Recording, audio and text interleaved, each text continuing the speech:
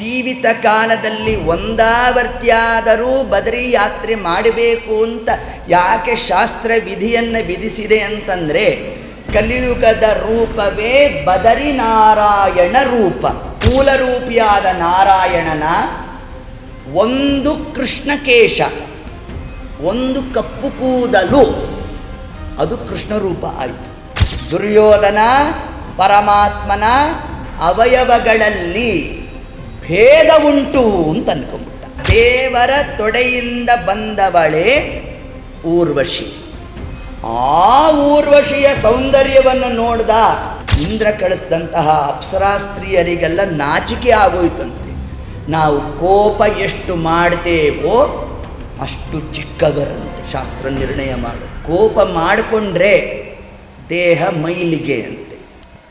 ಸ್ವಧಾದೇವಿ ಪಿತೃದೇವತೆಗಳಿಗೆ ಕೊಟ್ಟು ಲಗ್ನ ಮಾಡೋದು, ಸತೀದೇವಿಯನ್ನು ರುದ್ರದೇವರಿಗೆ ಈಶ್ವರನಿಗೆ ಕೊಟ್ಟು ಲಗ್ನ ಮಾಡೋದು. ಈ 13 ಮಂದಿಯಲ್ಲಿ ಒಬ್ಬಳು ಮೂರ್ತಿದೇವಿ ಅಂತ ಹೆಸರು. ಈ ಮೂರ್ತಿದೇವಿ ಯಮಧರ್ಮರಾಜ ಇವರ ದಾಂಪತ್ಯದ ಫಲವಾಗಿ ಅಲ್ಲಿ ಬಂದಿರತಕ್ಕಂತಹ ಪರಮಾತ್ಮನ ರೂಪವೇ ನರ ನಾರಾಯಣ ರೂಪ. ಈ ನಾರಾಯಣ ರೂಪವೇ ಸಾಕ್ಷಾತ್ ಬದರಿನಾರಾಯಣ. ನಾನು ಬದ್ರಿನಾರಾಯಣ ಅಂದರೆ ಅವ್ರ ಕಡೆ ನೋಡಬೇಕು ನೋಡಿ.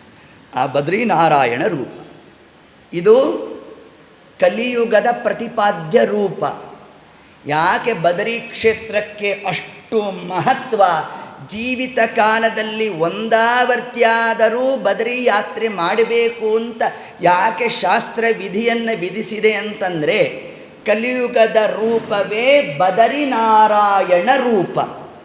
ಈ ರೂಪ ಬಂದದ್ದೇ ಯಮಧರ್ಮರಾಜ ಮೂರ್ತಿದೇವಿಯಲ್ಲಿ ಒಂದು ಸಾಕ್ಷಾತ್ ದೇವರ ರೂಪ, ಅದು ನಾರಾಯಣ ರೂಪ. ಇನ್ನೋರ್ವರು ಶೇಷದೇವರು. ಆ ಶೇಷನಲ್ಲಿ ನರನ ಆವೇಶ, ಆ ನರನಲ್ಲಿ ಪರಮಾತ್ಮನ ಶುಕ್ಲಕೇಶದ ಆವೇಶ. ದೇವರ ಒಂದೊಂದು ರೋಮ ಒಂದೊಂದು ರೂಪಗಳಾಗುತ್ತೆ. ಹೇಗೆ ಕೃಷ್ಣ ರೂಪ ಬಂದದ್ದು ಎಲ್ಲಿಂದ? ಎಲ್ಲಿಂದ ಬಂದದ್ದು? ವಸುದೇವ ದೇವಕಿಯರಿಂದ ಅಲ್ಲ, ಅದು ಕಥಾ ತತ್ವ. ಏನು ಕೃಷ್ಣರೂಪ ಎಲ್ಲಿಂದ ಅಭಿವ್ಯಕ್ತ ಆಯಿತು ಅಂತಂದರೆ, ಮೂಲರೂಪಿಯಾದ ನಾರಾಯಣನ ಒಂದು ಕೃಷ್ಣಕೇಶ, ಒಂದು ಕಪ್ಪು ಕೂದಲು, ಅದು ಕೃಷ್ಣರೂಪ ಆಯಿತು. ಆ ಕೃಷ್ಣರೂಪವೇ ಮುಂದೆ ವಿಶ್ವರೂಪವನ್ನು ತೋರಿಸ್ತು. ಅಂದರೆ ಪರಮಾತ್ಮನ ಒಂದು ರೋಮ ಬೇರೆಯಲ್ಲ, ಪರಮಾತ್ಮನ ರೂಪ ಬೇರೆಯಲ್ಲ. ಎಲ್ಲ ಅವಯವಗಳೂ ಕೂಡ ದೇವರಲ್ಲಿ ಏಕಪ್ರಕಾರ. ನಮ್ಮಲ್ಲಿ ಹಾಗಲ್ಲ. ಶಿರಸ್ಸು ಶ್ರೇಷ್ಠ, ಪಾದ ಕನಿಷ್ಠ. ಹೌದು ತಾನೆ? ಈಗ ನೋಡಿ, ಇವೆಲ್ಲ ಲೋಕದ ವ್ಯಾಪಾರ. ಇದು ನಾನು ಬರಬೇಕಾದ್ರೆ ಅಕಸ್ಮಾತಾಗಿ ನಿಮಗೆ ನನ್ನ ಕೈ ತಾಕಿತ್ತು, ನಾನೇನು ಬಂದು ನಿಮ್ಮನ್ನು ಕಣ್ಗೊತ್ಕೊಳ್ಳೋಲ್ಲ. ನಾನು ಬರಬೇಕಾದ್ರೆ ಅಕಸ್ಮಾತಾಗಿ ನನ್ನ ಕಾಲು ತಾಕಿತ್ತು, ಆಗೇನು ಮಾಡ್ತೇನೆ? ಬಂದು ನಿಮಗೆ ಕಣ್ಗೊತ್ಕೊತೇನೆ. ಕಾಲು ತಾಕಿದಾಗ ಕಣ್ಗೊತ್ಕೊತೇನೆ, ಕೈ ತಾಕಿದಾಗ ಕಣ್ಗೊತ್ಕೊಳ್ಳೋಲ್ಲ. ಏನಿದರ ತಾತ್ಪರ್ಯ ಅಂತಂದರೆ, ಪಾದ ಕನಿಷ್ಠ, ಕನಿಷ್ಠ ಭಾಗ ನಿಮಗೆ ಸ್ಪರ್ಶ ಆಗಿದ್ದರಿಂದಾಗಿ ನಾನು ಬಂದು ಕಣ್ಗೊತ್ಕೊಂಡೆ. ಹಾಗಾದ್ರೆ ನಮ್ಮ ಅವಯವದಲ್ಲಿ ಏನಿದೆ? ಉತ್ಕೃಷ್ಟ ಕನಿಷ್ಠಗಳು ಅಂತಿದೆ. ಆದರೆ ದೇವರ ಶರೀರದಲ್ಲಿ ಇದು ಉತ್ಕೃಷ್ಟ, ಇದು ಕನಿಷ್ಠ ಅನ್ನೋ ಪ್ರಸಂಗವೇ ಇಲ್ಲ. ಇದಕ್ಕೆ ಒಂದು ಪ್ರಸಂಗ ಇದೆ. ಕೃಷ್ಣ ಮಲಗಿದ್ದ. ಆಗ ಮೊದಲಿಗೆ ಯಾರು ಬಂದದ್ದು? ದುರ್ಯೋಧನ ಬಂದ. ದುರ್ಯೋಧನ ಬಂದು ಕೃಷ್ಣನ ಪಾದದ ಹತ್ರ ಕೂತ್ಕೊಂಡ. ಕೃಷ್ಣ ಇನ್ನು ನಿದ್ದೆ ಮಾಡ್ತಾ ಇದ್ದ. ಆಗ ಕೃಷ್ಣನ ಪಾದದ ಹತ್ರ ಕೂತವನು ಒಂದು 10 ನಿಮಿಷ ಆಯಿತು, ತಲೆಗೆ ವಿಷಯ ಏರ್ತು. ಚಕ್ರವರ್ತಿ ನಾನು, ಈ ಗೊಲ್ರೋನ್ ಪಾದದ ಹತ್ರ ನಾನೇನು ಕೂತ್ಕೊಳ್ಳೋದು ಅಂತ ಏನು ಮಾಡ್ದ?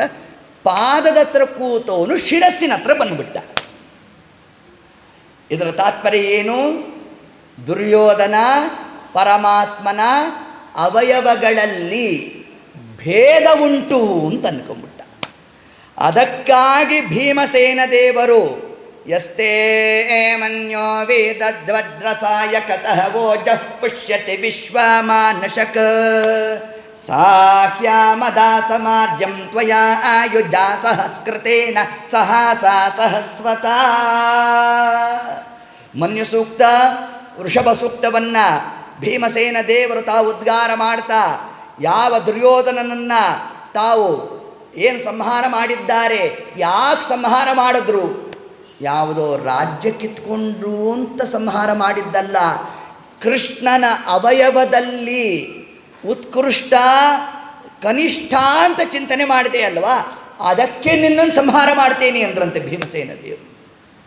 ಇದರ ತಾತ್ಪರ್ಯ ಸರ್ವಥಾ ದೇವರ ಅವಯವದಲ್ಲಿ ಭೇದಾದಿಗಳು ಇಲ್ಲ. ಹೇಗೆ? ಸಕ್ಕರೆ ಅಚ್ಚಿನಂತೆ.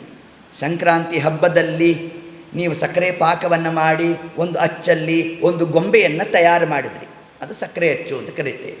ನೀವು ಆ ಸಕ್ಕರೆ ಗೊಂಬೆಯ ಪಾದವನ್ನು ತಗೊಂಡು ತಿಂದ್ರಿ, ಸಿಹಿ ಕಡಿಮೆ ಇತ್ತಾ? ಇಲ್ಲ. ಅದರ ಶಿರಸ್ಸಿನ ಭಾಗವನ್ನು ತಗೊಂಡು ತಿಂದ್ರಿ, ಸಿಹಿ ಜಾಸ್ತಿ ಆಯಿತಾ? ಇಲ್ಲ. ಪಾದದಲ್ಲಿ ಎಷ್ಟು ಸಿಹಿ ಇತ್ತೋ ಶಿರಸ್ಸಿನ ಭಾಗದಲ್ಲೂ ಅಷ್ಟೇ ಪ್ರಮಾಣದ ಸಿಹಿ. ಅದರಂತೆ ನಮ್ಮ ದೇವರಿದ್ದಾನೆ.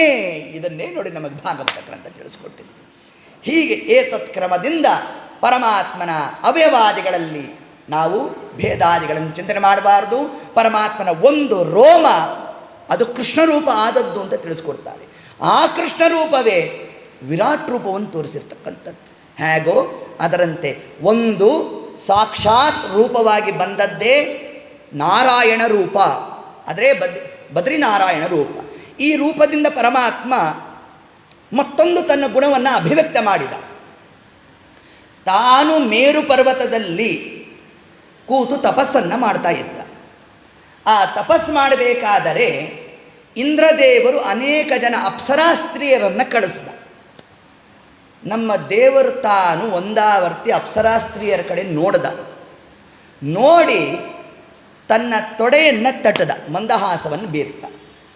ಆಗ ದೇವರ ತೊಡೆಯಿಂದ ಬಂದವಳೇ ಊರ್ವಶಿ.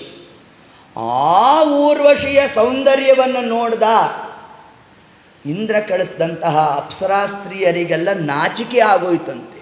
ಅಂತಹ ಸೌಂದರ್ಯ ಊರ್ವಶಿಯಲ್ಲಿತ್ತು. ಇದರಿಂದ ದೇವರ ಯಾವ ಗುಣವನ್ನು ಪ್ರತಿಪಾದನೆ ಮಾಡಿದ್ವಿ ಅಂತಂದರೆ, ಪರಮಾತ್ಮನಿಗೆ ಕೋಪ ತಾಪಗಳು ಇಲ್ಲ ಅಂತರ್ಥ. ನಾವು ಕೋಪ ಎಷ್ಟು ಮಾಡ್ತೇವೋ ಅಷ್ಟು ಚಿಕ್ಕವರಂತೆ ಶಾಸ್ತ್ರ ನಿರ್ಣಯ ಮಾಡುತ್ತೆ. ಕೋಪ ಮಾಡಿಕೊಂಡ್ರೆ ದೇಹ ಮೈಲಿಗೆ ಅಂತೆ. ನೀವು ನೋಡ್ಬೋದು, ನಮ್ಮಲ್ಲಿ ಮಡಿ ಸ್ನಾನ ಅಂತ ಮಾಡ್ಕೊಂಡು ಬರ್ತೇವೆ, ತಲೆಗೆ ತಣ್ಣೀರು ಹಾಕ್ತಾರೆ.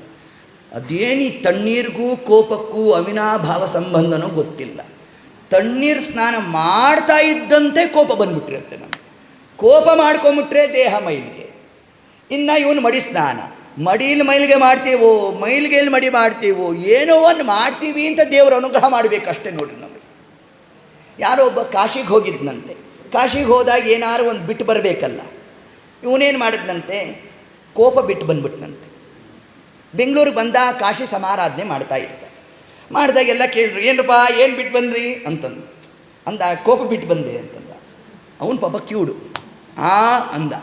ಇನ್ನು ಸರ್ ಕೋಪ ಬಿಟ್ಟು ಬಂದೆ ಅಂತ. ಏನು ಅಂತಂದ. ಕೋಪ ಬಿಟ್ಟು ಬಂದೆ ಅಂದ. ಕೋಪ ಬಿಟ್ಟು ಬಂದೆ ಅನ್ನೋ ಕಾಲಕ್ಕೆ ಕೋಪವನ್ನು ಪ್ರಕಟ ಮಾಡಿಬಿಟ್ಟ. ಅಂದರೆ ಏನು ಆಂತರ್ಯ? ಅಷ್ಟು ಸುಲಭವಾಗಿ ಬಿಟ್ಟು ಹೋಗೋದಲ್ಲ ಅದು ನಮ್ಮನ್ನು.